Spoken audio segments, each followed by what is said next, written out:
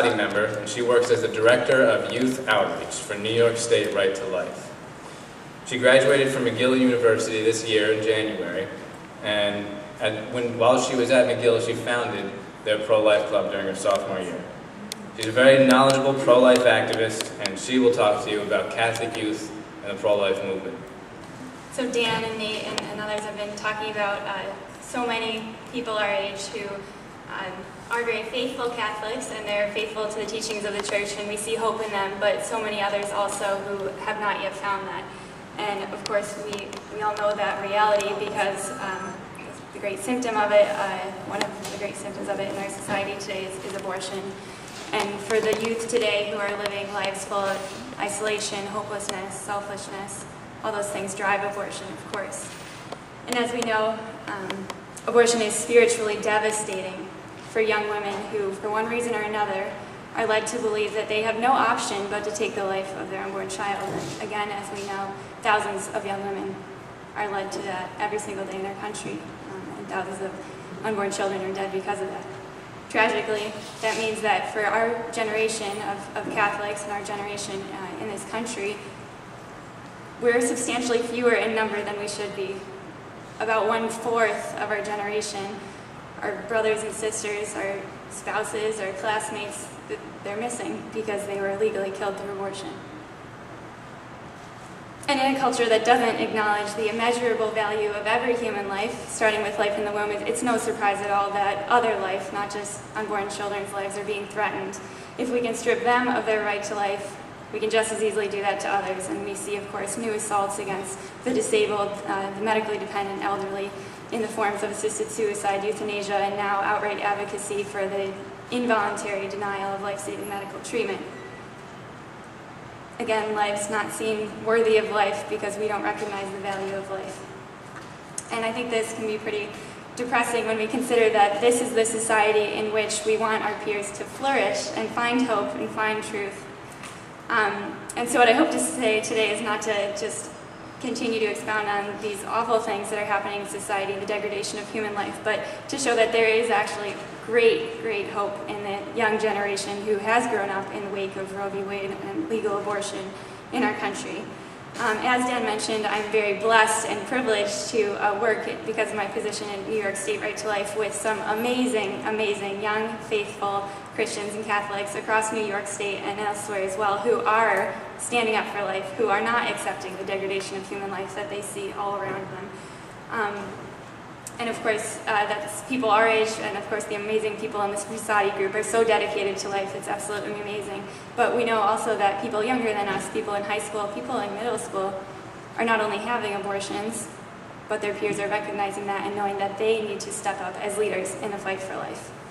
So people, even, I work with amazing, amazing middle school, high school students who are just faithful Catholics, faithful to the teachings of the Catholic Church on the dignity of every human life, and they're doing amazing things in New York State, some of which I'm going to share with you in the next couple minutes. One of the opportunities, one of the best opportunities I have to work with some of the young people in New York State who are some of the best leaders for life in our state is New York State Right to Life's Camp Esther. Camp Esther is an annual, weekend-long, we like to call it a pro-life boot camp for teenagers who not only identify as pro-life, but who want to be leaders in the fight for life among their peers in their communities, churches, and schools. It's an opportunity for them to learn the ins and outs of life issues, not just the surface levels, but post-abortion syndrome, learning all the ins and outs of abortion, but also stem cell research, new threats to human life, assisted suicide, all of these, but also learning how to engage on these issues, not just know the information, but know how to share it in a way that will be effective and touch the hearts and minds of their peers, and hopefully to save lives. It's also a great opportunity for them to meet each other, to meet other teens that are equally passionate about what they're doing to defend human life. So I want to just give a couple of examples of some of the amazing, amazing kids that I get to work with who are doing such wonderful things around New York State and who really should give us great hope. Some of the kids who come to Camp Esther every year are on our leadership team, which means that they attended before and now they've said, we want to help out, we want to do more, we want to take on the responsibility and lead others to be inspired to go forth and lead even more people in their communities. And this year, some of them had the opportunity to actually present in front of all the other campers at our Camp Esther, which was just less than a month ago now in Utica. And it was amazing to see them inspiring each other, really taking what they learned to go and lead others to go inspire more people. Really, truly amazing. And of course at camp we had Mass on Sunday morning, needless to say, and after Mass was beautiful, we were going on to the next activity. I think it was breakfast. There were two boys standing in the hall and I said, oh, we're going, what are you guys doing, hanging out? And they said, two 17-year-old boys, and they said, oh, we wanted to wait for Father. We wanted to see if he would be offering confession today. Even in the midst of all the excitement of camp and learning new things about human life, they wanted to take time to go to confession. Needless to say, I let them. And just to go off on a tangent for a second, while I know many young people, and I'm sure you do as well, who actually have great dedication to defending human life, they may or may not identify even as Catholic or Christian, or maybe they do, but they're not particularly devout. Well, I think there's great hope in this, that they, despite the fact that maybe they're not very devout in their faith yet, or faithful yet, maybe don't know too much about their faith, they recognize that there's value in human life. And I can say, speaking for myself and others that I've seen who are not maybe very devout when they first got involved, myself included, in the movement, there's no better way to find Jesus, to find the truth, than getting involved in pro-life work. Not only do you meet such amazing, devout people that just make a real sacrifice of their lives for others and for Christ and the church, but also these questions, when we look at the tragic reality of abortion, euthanasia in our society, you start asking big questions. Questions about the reality of human dignity, sexual morality, and the meaning of life. And of course, we know that our church has the answers to those questions. And so, getting involved in pro-life work is a great way to find yourself at the foot of the cross. But back to our amazing, faithful, young pro-lifers who are now serving the church in everything they do in their lives. And I think one of the most amazing things is that even though a lot of what I do for New York State Right to Life is going out and motivating kids, getting them to exciting events like Camp Esther and March for Life, things like that, they know that it isn't just about going to those fun and exciting events when they can go get excited where it's cool and fun and nice to be pro-life, but that when they go back to their churches, their families, and their daily schedules, they have to be working in pro-life work to that. Not just when it's cool to be pro-life, but when it's difficult, when they have to sacrifice for it. So just a couple examples of the amazing things that I've seen some of these kids going back to their communities to do, to go defend life. Two girls, 17 years old, came to Camp Esther last year in 2010. When they went back, they're from Rockland County, they went back to their own church and they said, we need to do something. All these people here that we go to church with every day, most of them are pro-life, mostly, but what are we doing about it? So they put together a presentation for a proposal for a pro-life organization that they wanted to see founded in their church that they would be leading.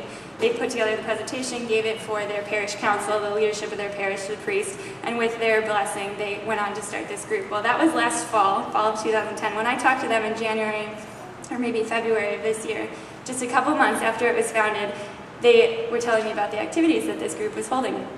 They meet weekly to pray for an end of abortion, to pray for human life, and to pray for those who have been touched by abortion in their lives, but also hold monthly bilingual prayer vigils. And they told me that, again, this is a youth-led group by two 17-year-old girls. They have 30 people from their parish that regularly attend from ages 16 to 60.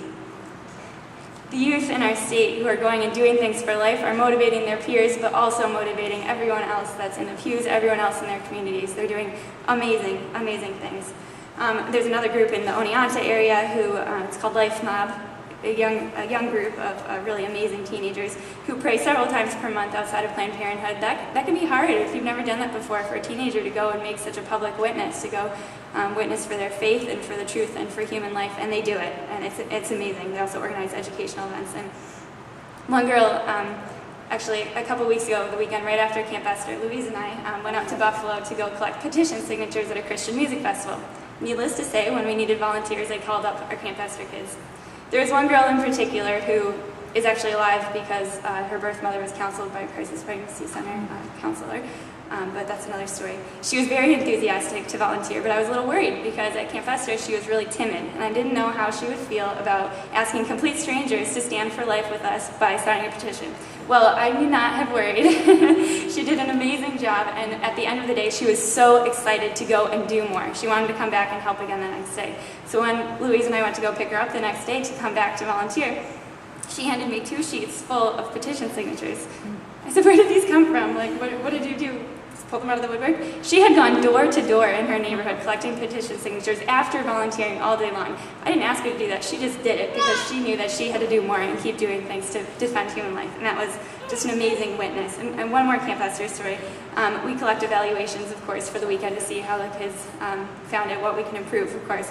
And one of the questions was, will you get more involved in the pro-life movement and defending human life as a result of this camp? One 16-year-old girl from central New York responded, yes. She quoted Blessed Pope John Paul II. "A nation that kills its children is a nation without hope." And in response to this, she said, "I want to give our nation hope." 16-year-old girl, and I believe she's going to go do it.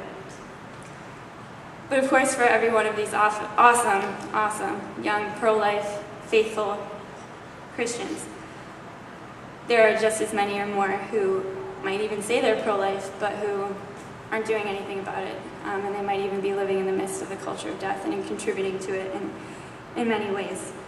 And that might be due to the influences of academia or the media or just apathy for the plight of unborn children and others whose lives are threatened. And this should be a reminder, I hope, to everyone here that we need to be praying fervently for the youth who are attacked on so many levels in this truly, comes down to a spiritual battle. So praying fervently for our youth that they would share the gospel of life, that when they have so many forces attacking them, saying, no, don't share that truth. We know that they can and will do it with the encouragement and with the grace of God. But one other thing that I've seen, other than, of course, just the Holy Spirit inspiring young people, one thing that really I've noticed and observed with notable examples, but inspires them, is previous generations of faithful pro-lifers. And I know so many of you here are just amazing, faithful pro-lifers, and on behalf of all my peers, I say thank you. You truly are the heroes who are inspiring the youth today who want to take up that call. And again, who don't just want to go to the fun events, who don't just want to mark the date of the March for Life on their calendar, but who want to mark doing something pro-life on their calendar every week or every day, whether it's praying outside of an abortion facility, staffing a booth at a fair, doing these non-glamorous tasks. They're not glamorous at all. Sometimes they're really hard. They require sacrifice. They might require standing in the rain, standing in the freezing cold at a fair booth or outside of an abortion facility, or giving up that $5 fancy coffee to be able to give faithfully to work that needs to be done. And again, I think that the example of, in some cases, parents, grandparents, or other faithful pro-lifers of previous generations is a great and powerful, constant reminder for young people today who recognize that they also need to be regularly sacrificing of their time, talent, treasure to make a difference for life in our society and hopefully to save lives. And I'd just like to end with a brief reflection on some words from our Holy Father, who, of course, has inspired youth also in a powerful way to stand for life. And it's from an interview in the book Light of the World. Pope Benedict said, "There does need to be a new realization that being human is something great, a great challenge, to which the banality of just drifting along doesn't do justice. Any more than the attitude that comfort is the best way to live, that feeling healthy is the sum and substance of happiness. There needs to be a new sense that being human is subject to a higher set of standards. Indeed, that it is precisely these demands that make a greater happiness possible in the first place." Needless to say, this view of life that he's talking about life being more than simply pleasure is the Catholic view of human dignity that young people in our state and across our nation are recognizing that they need to stand for. It's not just about pleasure, it's not just about perceived quality of life that we think another human being will have to decide if their life's worthy. It's about more than that. But beyond that, young people in our state, in our country, are recognizing that they, too, are called to this higher set of standards that Pope Benedict is saying that all humans are called to, all of us. They're recognizing that they're called to more than just drifting along, as he says it, drifting along as their brothers and sisters are being killed through abortion, lethal embryonic stem cell research, and so on. And there are many more who right now maybe are just drifting along as the slaughter happens in their backyards. But they will take up their call. They will. If, of course, we're fervently praying for them, if we encourage them and we lead by example, they will take up their call to do that. God willing, if they do that with our encouragement and our prayers, I think that the culture of death has definitely got to watch out for this new generation of faithful Catholics.